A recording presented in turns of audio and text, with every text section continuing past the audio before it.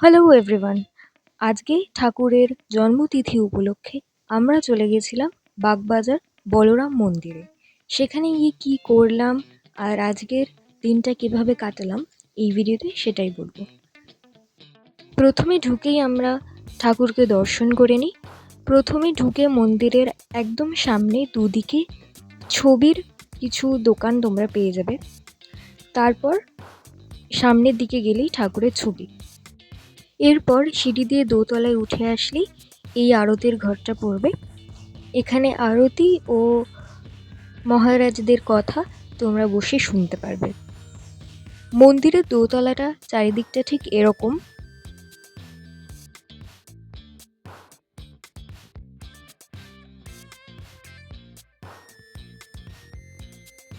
মন্দিরের চারিদিকে নানা রকমের ছবি ছিল। মন্দিরের একপাশে মিউজিয়ামে যাওয়ার রাস্তা আছে।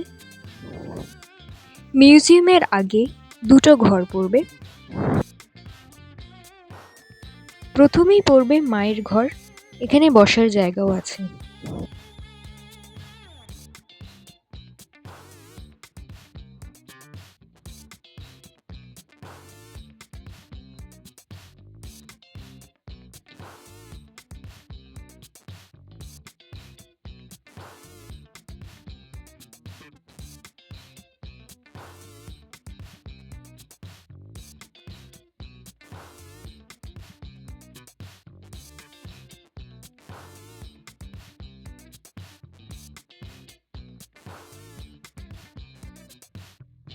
তারপর কিছুটা এগিয়ে গিয়ে জগন্নাথ ঠাকুরের ঘর পড়বে। ঘরের ভেতরটা ঠিক এইরকম ছিল। পাশেই ছিল মিউজিয়াম। মিউজিয়ামটা বেশ সাজানো। এইখানে অনেক রকমের ঘটনা ছবির সাহায্যে দেওয়া আছে। আমি তোমাদের পরপর সব ছবি ইনফরমেশনের সাথে দেখিয়ে দিচ্ছি।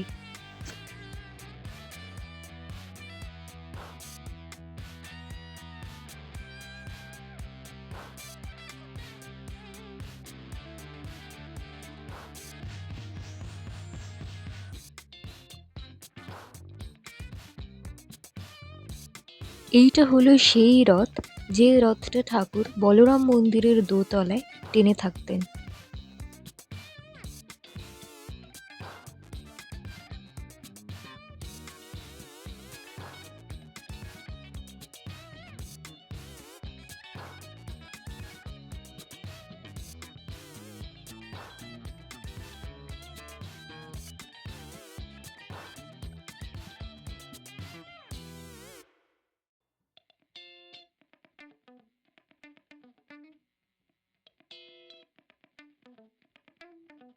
ঠাকুরের চিতাভস্মটা জগন্নাথ মন্দিরে রেখে দেওয়া আছে, সেটারই একটা মূর্তি করা।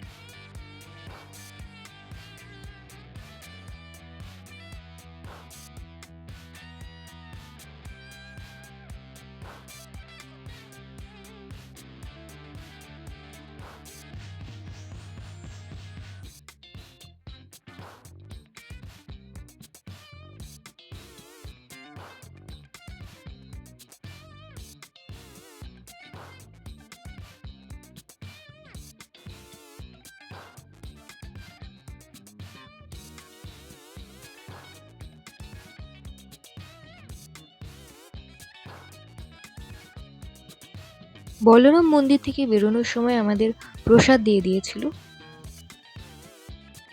বলরাম মন্দির থেকে কিছুটা এগিয়ে গেলেই বাগবাজার গিরিশ মঞ্চের উল্টো দিকে গৌড়ীয় মঠ পড়বে। আমরা সেখানেই চলে গেছিলাম।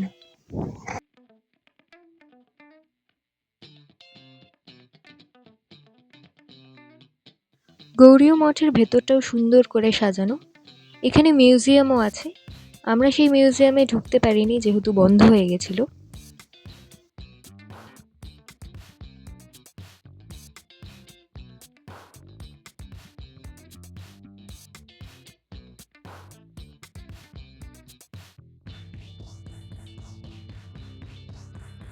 মিউজিয়ামের উল্টো দিকে একটা ঘরে জুতো রাখার জায়গা আছে, আর তার ঠিক পাশেই এইরকম দোকানগুলো ছিল। আমরা জুতো খুলে তারপর মন্দিরে প্রবেশ করি। মন্দিরটা ঠিক এরকম ছিল।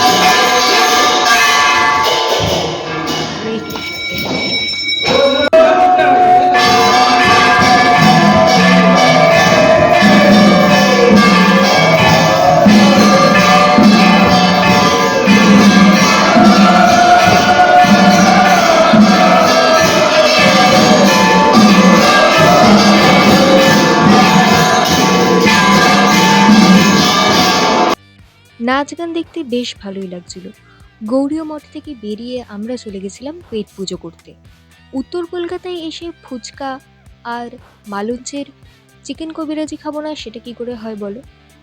তো এই ছিল আজকের ভিডিওটা ভালো লাগলে প্লিজ লাইক করে দিও, আর নতুন হয়ে থাকলে সাবস্ক্রাইব করে দিও। টাটা।